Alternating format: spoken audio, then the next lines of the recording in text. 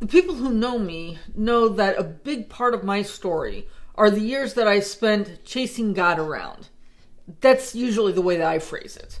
I believed that I was called to be a pastor. That vision that God gave me was that as a church was planted, I would join the staff as a kind of advisor role, taking the experience from one place to another.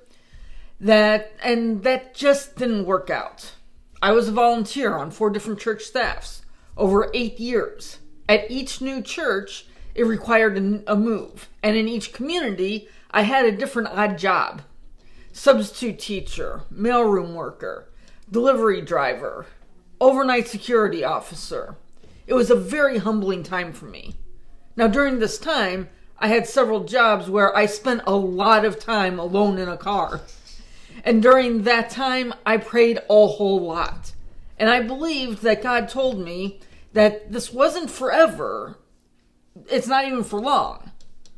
But the job drought, it lasted those 8 years plus 6 after my move. My story reminds me of Joseph's in Genesis 39, 1 through 12. These are the Potiphar years. Years that frankly don't make sense. Years where I believe he spent time learning to accept his lot in life, even though he knew that there was more. Joseph believed that God wanted more for him.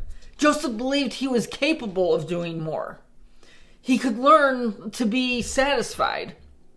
I'm not sure I ever was successful in that, but he could learn that. But I also imagine that Joseph woke up every morning asking God why. Why wouldn't he stay at his home with his brothers, take a wife, have a family? Why couldn't he have the things that the Jews had? Or that the family that he served had? Because I know God's character, I believe that God was with Joseph every step of the way. Even when Joseph couldn't see what God was doing. Most days, that was enough. Some days, it probably wasn't. But he plugged on.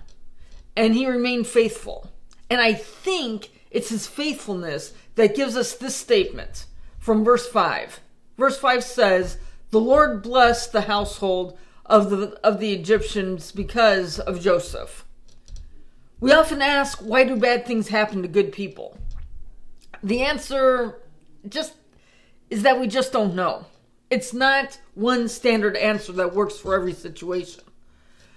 But what we can say is that just like God had a plan for Joseph, he has a plan for each of us. Genesis never says that Joseph understood what God was doing. It simply says the Lord was with Joseph. Sometimes that's the promise that we need most.